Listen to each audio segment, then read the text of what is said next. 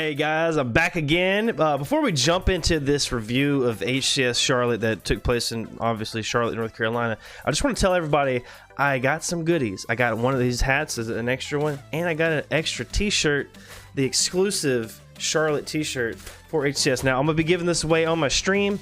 Make sure you go follow me on Twitter. Link is below. That way you can get all the details when I'm going to go live. There's going to be a specific way that you can win this. So just go to the Twitter, follow that. Follow me on Twitch at LegendC4. There'll be a link in the description below if you want to check that out. I got a bunch of stickers and stuff as well to give away.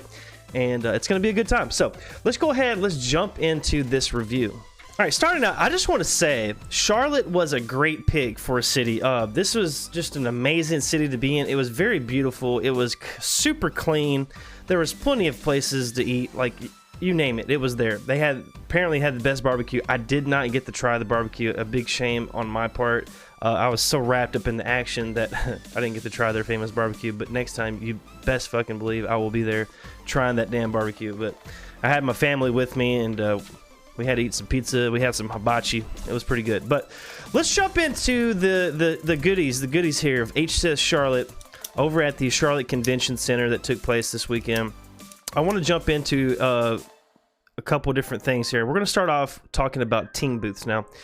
We had 4 team booths. We had Sentinels, Optic, FaZe, and Space Station Gaming. Now, starting off with Sentinels, they had basically their normal setup like they've had at the previous events, including Worlds in Orlando. I'm not sure what it was at Kansas City because I didn't go, but it was basic. You know, they had some new stickers that they were showing off. I'll show you one here. Yeah, they had some of these stickers they were giving out. I'll be giving away some of these on my stream, so catch me there on the link there in the below. But it was just basic. You know, they had the props, the normal props you saw at Orlando and Worlds. I'm just gonna say they need to step up their merch game.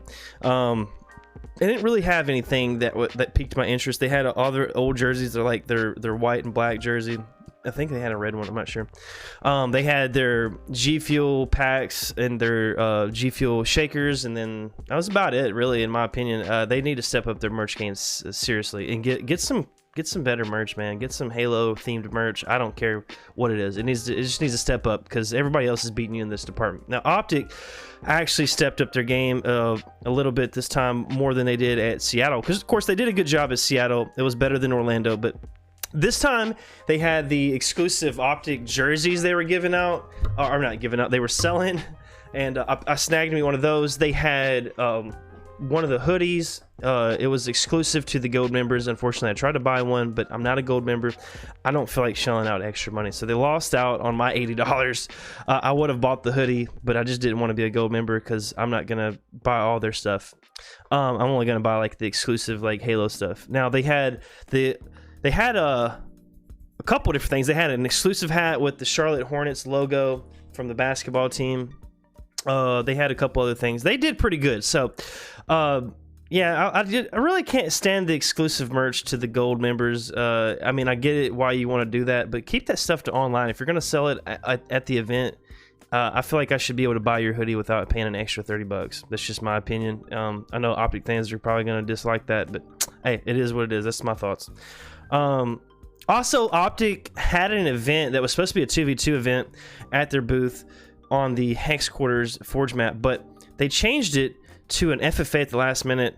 I think they just need a little bit more clear communication on that and what they're going to do. I did like it that they had the tournament there. It was awesome. It was like a King of the Hill style. You win. It was snipers only, 25 kills to win. If you won, you stayed on the station and you just kept playing and playing until they gave you a prize. I think they were giving away like a headset, a Razer headset, and some other merch. So that was pretty cool of them to do that. Just a little bit more clear communication because you said it was 2v2 at first. But anyways, SSG killed it as always. They had the exclusive scuff faceplate, which was really dope. But you also had to buy the controller to get the faceplate, and there was only like I think 70 of them that they made, 75 they said. But you know, I just didn't want to drop $200+ on a new controller, unfortunately, because I've got several controllers already that you know, some of them haven't even gotten any use, and I really don't want to add another one to the collection. Unfortunately, they did say that faceplate was exclusive to that event, although it's not a big deal. I mean, I can still buy a Space Station controller, you know, and they'll probably have more faceplates that are even cooler down the road, I'm sure, so it's not a big deal. FaZe had their normal setup as usual, with the addition of a ghost FaZe Pop drink cooler with free samples, and they had little cups. You just go up to it, get you some of that FaZe Pop flavor. Dude, I want to say this shit was awesome. This was like probably some of the best energy drink mix that I've ever tasted.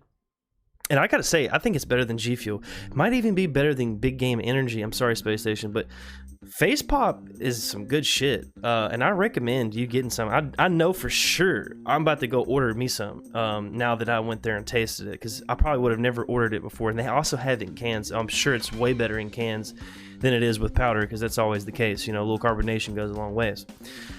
Now, HCS had their merch pretty much the same as Orlando. You had your basic merch, then they had the hat, they had the exclusive t-shirt I showed off. They also had a Robin, Batman, like a Robin from the Batman universe. It was a crossover of him and like a Spartan, and that's in the picture here, as you can see.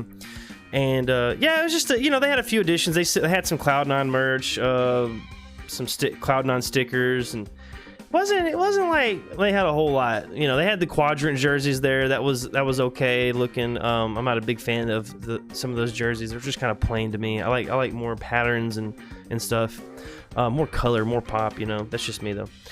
The food there, the choices weren't awful. They weren't awful, but they weren't the best either. So they had a station set up for Bojangles. That was a pretty, I think, a decent, okay deal. It came with like maybe like 5 or 6 like chicken strips. You could get like a 20-ounce drink or whatever. Then they had the concession stand that was built into the convention center. That had, you know, burgers, chicken strips, fries, bratwurst. You know, they had sausage, egg, and biscuits, like stuff like that for breakfast. And, you know, normal drink, like fountain drinks and like 20 ounces and all that stuff. It was a little expensive, but it was all right. I had a bratwurst and I had some chicken strips from there. It was all right. I had some Bojangles as well. It was you know, it was Bojangles. Then they had another place set up, as you can see in this clip from LVT Halo. He was browsing around. They had cinnamon rolls station, like with cookies and all kinds of other sweets you could buy. You know, it looked all right. They also had another place down from that had Dippin' Dots and some other things. And, you know, I was going to get some Dippin' Dots, but I just ended up getting some chicken instead. I was kind of hungry for some chicken. Now, let's talk about the VIP. They did have alcohol at the VIP section. It did look like it was very trimmed down compared to Orlando and Worlds. There were no beanbag chairs, unfortunately. So I really think it was just a... I don't know what to say. They lost the sponsorship, I'm sure. I mean, I'm not saying they lost it for bad reasons, but it just probably ended, you know, the contract. So it kind of sucked. The value of the VIP pass kind of went down in value, in my opinion. They still need some extra content for it to be worth it, because at this point, you're only getting the VIP section that didn't even look just didn't look like I would want to sit there. It was way far off from the center of the venue where you could see all the screens. I mean, of course, they had the alcohol. You could get in a little bit early on one day, which was Friday, and then you get, like, I think you get the merch discount, which big whoop-de-doo. Like, I can save $50 and just put that towards merch. That's just my opinion, though. I could save $50 and put it towards a hat or a shirt or something, you know, instead of saving 10%, you know, because it wasn't like I was going to buy everything in the merch store anyways, but I ended up only buying the hat and the shirt and like a couple stickers from the actual HCS merch store. Now, the cosplayers were amazing. We had some of the sexiest Spartans show up over the whole course of the weekend. You can see the pictures here on the screen. Yeah, guys, they got some of the best armor I've seen around, including FaZe and Space Station. Of course, they always show up. Yeah, and then you had this sick-ass Halo 3 cosplay. This guy was by far the most creative cosplay I've ever seen. He had a TV case on his head with the Halo 3 screen, the menu screen, with the menu music, and a Xbox 360 faceplate lit up with LEDs in the whole 9 yards. I just, I don't know. I was just amazed. It was just like a hit of nostalgia for me. I was so brain fried that morning that I even thought it was the Halo 2 menu, just because of how blue the screen was. I was really confused. I was really tired. from the night before, but I even put it in my YouTube short as OG Halo 2 menu music. I had to go correct myself. But yeah, by far the sickest cosplay that I saw all weekend. Moving on, let's talk about pool play, open bracket, and FFA. Now, Saturday was a travesty. There was pool play matches that were not streamed. Big disappointment in my opinion. LVT was covering it with their phones. They had like over 2,000 viewers watching it from a phone. Big letdown from HCS. They got to do better this next event. I understand that there's constraints around work hours and stuff, but they got to plan ahead for it on the next event and just make sure all pool play is streamed. Because like Proton made it out of the open bracket, and I don't even think they were streamed. I got to go back because I didn't get to catch all the action. I don't even know if they were streamed. I'm pretty sure they weren't. From my understanding, from what some people have told me, they were not streamed. They deserve to be streamed. They made it that freaking far. I need to go back and see if they actually were. Don't hold me to that, if they were or not. But yeah, all those matches should have been streamed, at least on the B stream. There should have been at least one feature station, in my opinion, for open bracket and FFA finals as well. At least one match, you know, one best of 5 every, you know, few matches should be streamed in the open bracket, in my opinion. You should bring on just some random ass teams in the winners bracket, show them off like you could do it like deeper in the winners bracket, you know what I'm saying, like towards the top. Like, just, you need to show some of these teams off. They need to be seen, they need to be heard. Like, these players need to have their names put out there, and it could easily be done by LVT. They would be more than willing to come in there. I know Tashi, I know they would come in there and they would stream some of these open brackets. FFA finals has to be streamed at the next event. Like, I'm seeing has to be. Like, dude, I competed in FFA, got to round 3, but some of these dudes that made it all the way to the last round did not even get their stream shown. I streamed it on my channel. If you want to check that out to see who won, it was Glory GG's. But if you want to see that stream, I will put a link to the video below. It will be from a phone, unfortunately, but you'll be able to see it. So it'll be in the description below if you want to check that out. I'm gonna probably already have it uploaded by the time this goes up. So yeah, that was a damn shame. Tashi, y'all got to do better about that, in my opinion. The FFA needs to be streamed, at least mainly the finals. There at least needs to be a couple open matches streamed for sure. But yeah, that's just one of the things that needs to be better at these next events this year, because some of these players pay thousands of dollars to come out, and they need to have their names shown on screen. People need to know who they are. You know, they need recognition for all the hard work they put in this game, for sticking around with this game as long as they have for the past year, especially with the state of the game. So you need to reward them. I know your budget's short, but you need to figure it out. LVT, like I said, would probably be more than happy to come in there and do it. But anyways, let's move on. This is the last thing I want to talk about before we wrap the video up.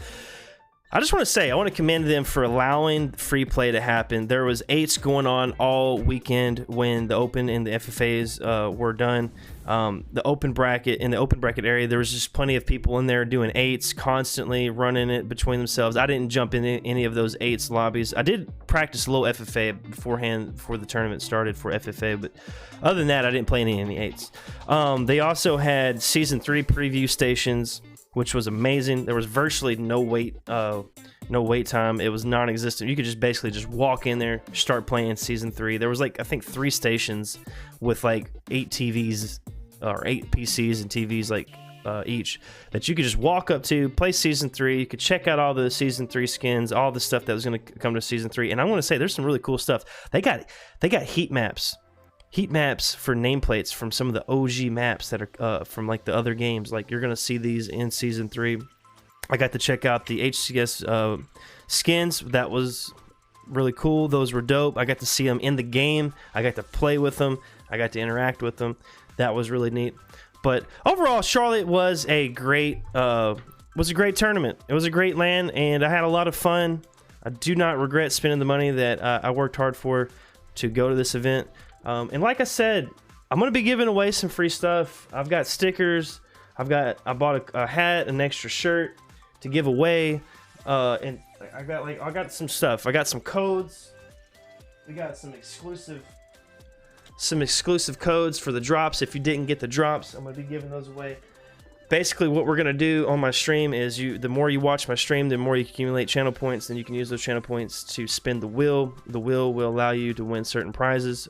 And also, if you sub to the channel, you'll be able to give an extra spin with each channel point redemption. So I will be setting that up this week, and just stay tuned. Check my Twitter, check my Twitch, follow me on both. Links are in the description below.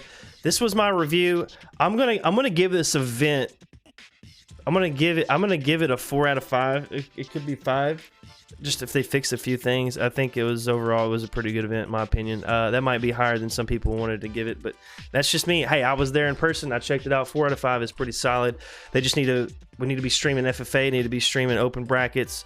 We need to be streaming pool play, and we need more solid merch. We need more team boosts and all that good stuff and all that good jazz. But anyways, guys, this is it. I appreciate y'all stopping by the video. Until next time, I'll see you in the next video. I'm not sure what that's going to be, but I appreciate it. Make sure you like and subscribe below. Peace.